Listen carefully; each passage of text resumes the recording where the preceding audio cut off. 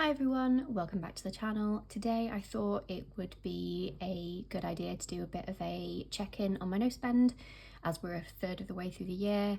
If you hadn't seen my earlier video, which I will leave linked above, I basically decided this year to do a no spend because A, I have more than enough supplies, and B, I'm going to Japan in September, and considering most of the stationery that I buy is Japanese, I may as well wait until I'm there when A, it's cheaper, and B, it's a lot more readily available.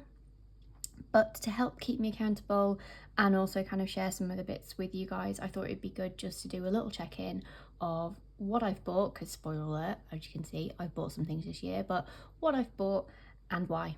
And yeah, that's kind of the premise of the video. So without further ado, I will kick off into what I've bought. It is pretty much this. There's a few bits connected to these, but I didn't want to kind of get everything out and kind of rehash what I've already done in a previous video. But this is it. It's kind of like four separate purchases, which five, sorry. See, I'm already talking it down. But 5 separate purchases in 4 months of the year, which I think is pretty restrained for me. And although it's not a complete no spend, I have good reasons for the majority of these things. So, you know, I'm not trying to justify it. I know it's not great to break a no spend, but what I will say is the overall goal of the no spend is to reduce what I buy, you know, what I have collecting dust on the shelf, and I've definitely done that so far. You know, I would have liked to have bought nothing, but the fact that I have bought a lot less year on year, I'm happy with. So justification is done. Let's kick into actually what it is that I've bought.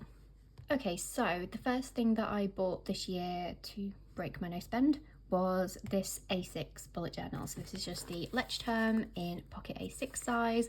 I have done a video on this, which I will leave linked, but basically I had my setup for this year and I had my kind of EDC bullet journal as my passport TN. I was trying to use it and I really miss this. So I had one of these last year for One Book July and I lived in it for probably 2 months or so and really enjoyed it. I knew it wasn't a long-term planned solution for kind of having everything in it, but as a on-the-go purse / bullet journal, having all of my plans in, you know, so if someone asks if I'm free, I can just literally kind of flick to it, find out where I am, what I'm doing. There's no kind of issues with some of the things that I was finding with my TN is that, you know, I couldn't get it to lie flat and, you know, it was kind of closing on me when I was trying to, you know, work out what I was free, or even just writing in it just seemed a lot more of a faff than in here, where I can literally just open a page, start writing, not a problem. It just, I don't know, it's probably me being really petty, but I wasn't jiving with the TN. I love it for travel, so I use it as my kind of travel planner because it's great for keeping tickets and ephemera and, you know, journaling about my day and things like that. But for just a quick pick up, put down, write a few notes, I needed the bullet journal, and it was a genuine I needed. So I picked this up from Cult Pens, absolutely love it. It's serving me well, and I'm probably, yeah, I'm only 25 pages into it, so because I'm not using it for everything, this will probably see me through the bulk of the year. So, you know, one planner purchase that will cover me for the year, more than happy. Where I did slip up is I got an email from my local stationery store, Art from the Heart, to talk about the Calico DIY Sport. So this is a thing that I hadn't heard about them doing before, but basically you can go in and make your own calico.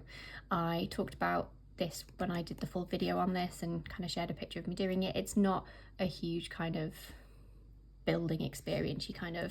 You put this on here and you put the nib in and things like that, but it's kind of cool to say you've made your own pen. It actually says DIY Sport, and it absolutely matches the bullet journal amazingly. And this was basically released, I think, the event was like a couple of weeks after I bought this, and I thought, okay, I'm gonna have to, just because, yeah, it matches and it's a cool little thing that I've made my own pen.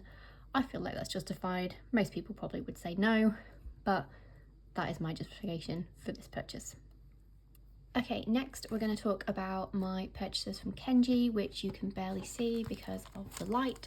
So when I was in London a few weeks ago, I was able to go into a shop called Kenji that I'd heard about, and I don't even know how to describe it.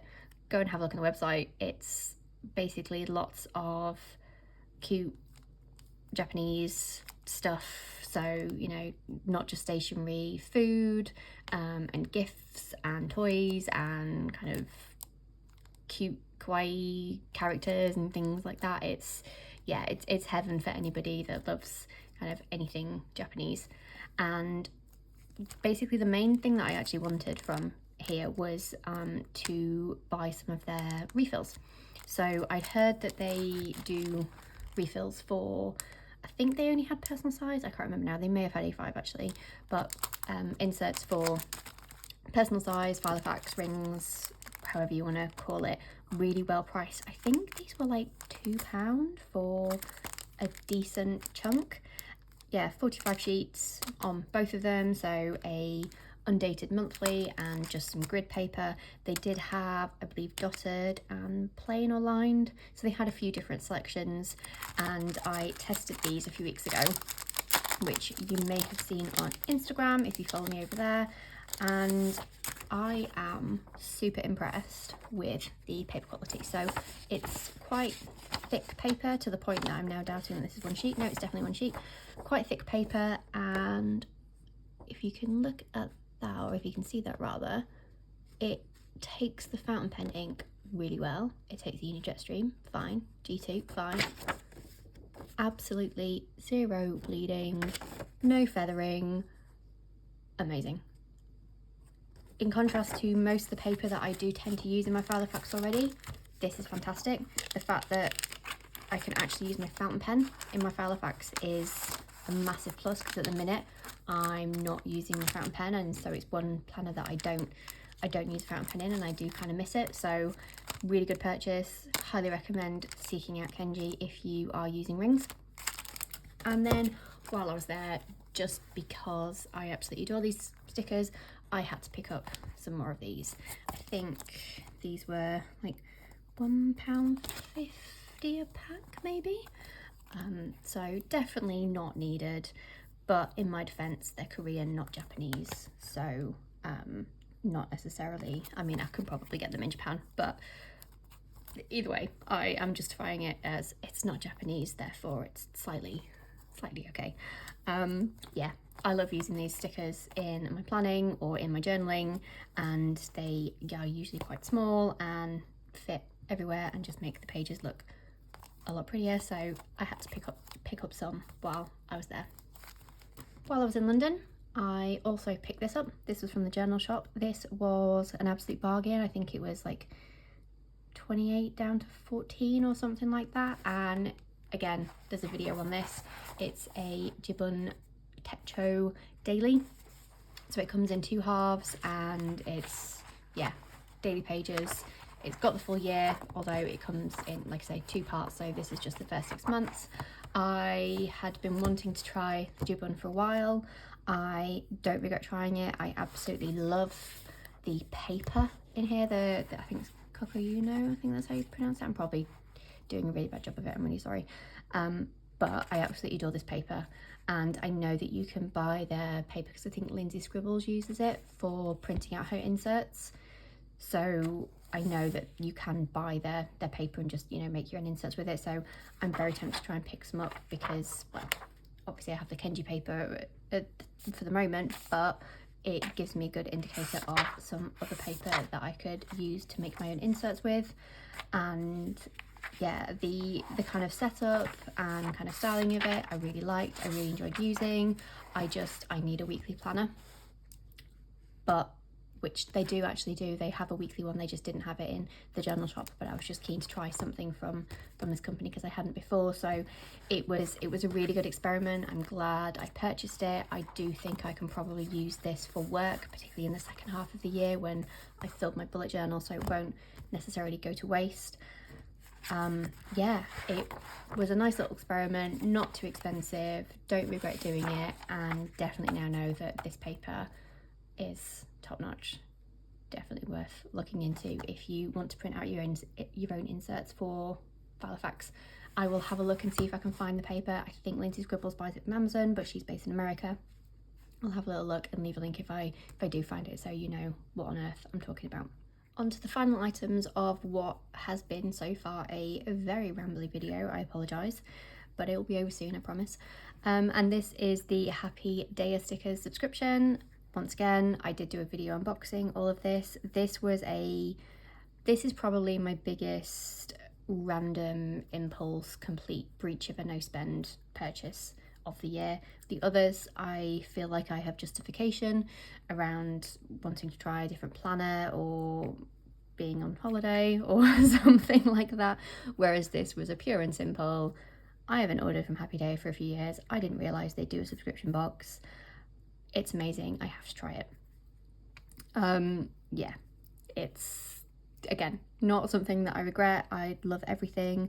I love supporting my favourite sticker shops. I haven't done as much spending in the past couple of years just because I do still have a lot of stickers, but Happy Dayer is a sticker shop that I have been using for absolute years, and their stickers are wonderful. They're really well drawn, they're incredibly good quality in terms of the print and the cut, and yeah, it created a video for the shop, so insert David, it's a write-off gif.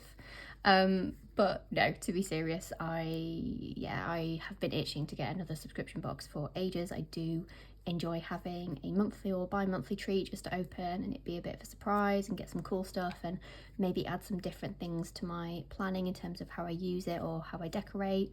And yeah, this has allowed me to do that.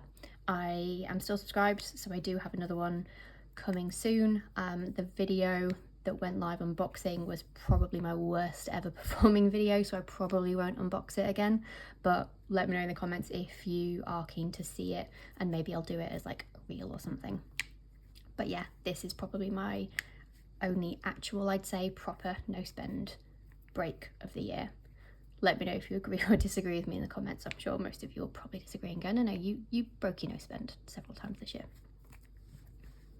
And there you have my list of breaches of the no spend so far this year. Is it as many as you thought it would be? Is it less?